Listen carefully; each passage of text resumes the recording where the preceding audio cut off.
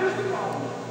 It's the natural inclination of every single one of you, and every single player, every word. This is the natural feeling, natural inclination. You get right here to jump away from the shot clock. Is that good or bad? Absolutely the worst thing you can do. Can you see this moving right here? I want you to do that. Because if he jumps, if he moves away from me, he jumps, and that's what the natural inclination is to do. He moves away from me. Look what you just did for that 6-4 lead. Do that again. Right? When you did that, you just did this for that 6-4 lead. You gave me this space, which now you can take this step. Keep it off the play. Exactly. You know what you just did in this vertical shot? You just increased it about 6 to 8 inches by letting him take this step right here. And now you can go get your shot. It's absolutely the worst thing you can do to jump away from contact. And it's so hard for kids because we're all the same way. We want to jump away from them and try to get a shot off. It's the worst thing you can do. So the way we do this drill, and I apologize, guys. In a couple of weeks, I'm going to have double knee surgery, so I can't go to even less than half speed, but I'll do the best I can. Very important. Both of you put your back foot on the 3-point line. That's very important. Now, the defensive player starts with the ball. Get down in the stance. Get down in the stance. And hand me the ball, and I'm going to drive on you, and you try to block my shot. Now, where I coach, I don't have big players. The tallest player last year was 6'2". I haven't had very many big players, so we're huge on taking charges. And I'm just flat mean to my guys when they try to block shots. I get all over, pull them out of the game, or punish them, whatever. We take charges, we don't block shots. Except in this group. And that's one of the reasons my guys love it. Because I tell them, get all that shot blocking out of your system in this drill. Have fun. In fact, Austin, block my shot, and then go talk trash to me, and come in and run this over and all that stuff, okay? And my guys do have a lot of fun with it. Because they get to try to go block shots. So we're going to go about half speed. All right, ready? He's in my hip pocket, so I know I'm going to jump stop, and I'm going to jump in through, and then finish. I got 3. Does that make sense? Okay. Who's somebody your size? This one. Come on. White goes to Kingston. All right, now White, you remember if you're starting with the ball. All right, block your shot, White. Good.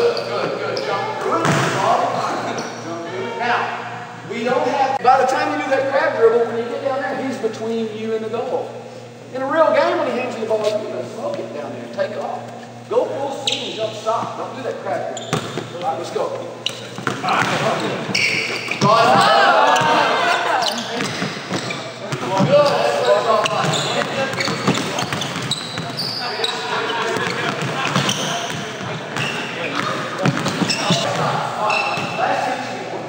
This always happens in the second and third round. All right, Austin did it. Your partner did it. Or no, you did it. You did it. You did it. And 2 or 3 more to go did it. Right in there.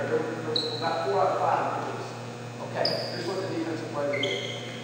He handed you the ball, and instead of staying in your hip pocket, let's just walk. Act like you're doing it. Instead of staying right here in your hip pocket like that, this is what the defensive player did. You guys have one. And this is what also looped off of like this. That's what I'm talking about.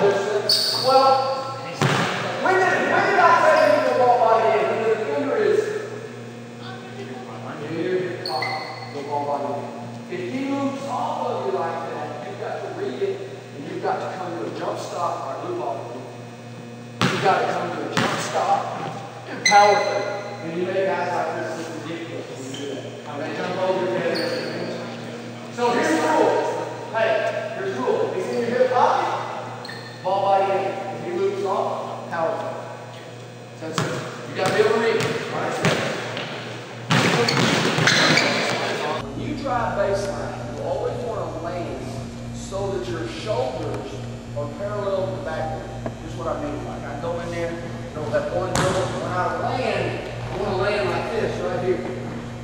See what I mean? So now, he has to climb over my back to get it. Now I can go ball body man from here, or I can go power fake from here. But it's even more effective if you can land with your shoulders parallel to the back.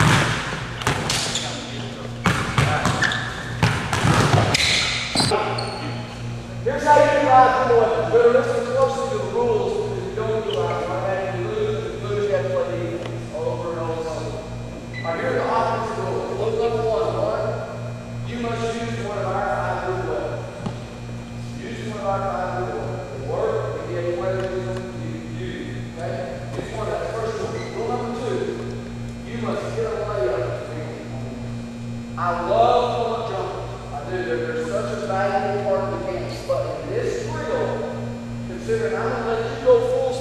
guys are standing there waiting on you.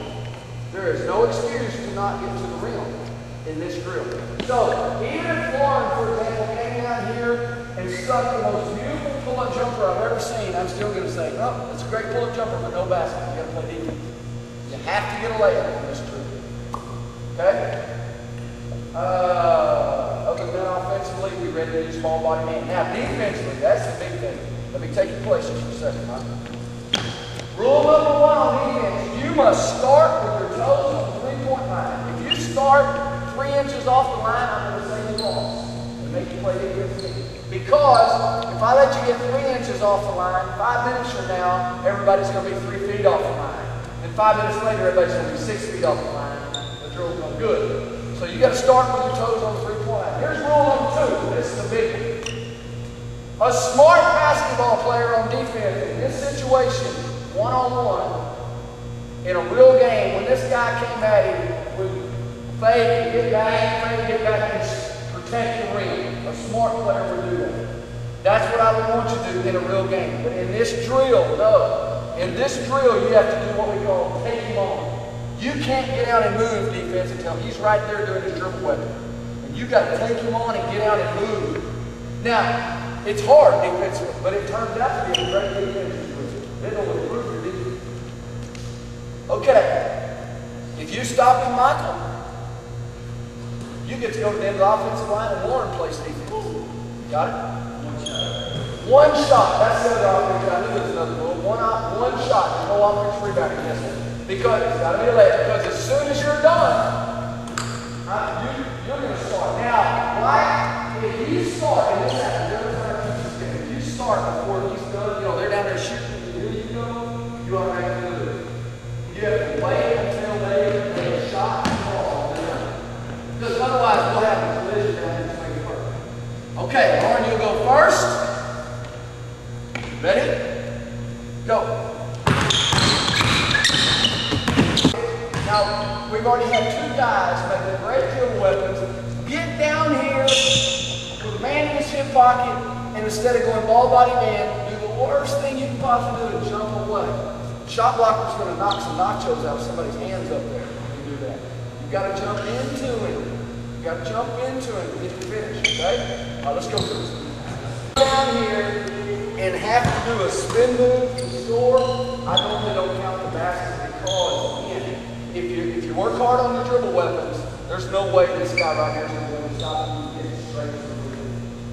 Hey, and by Thursday, guys, we're going to be so much better than these. Y'all already got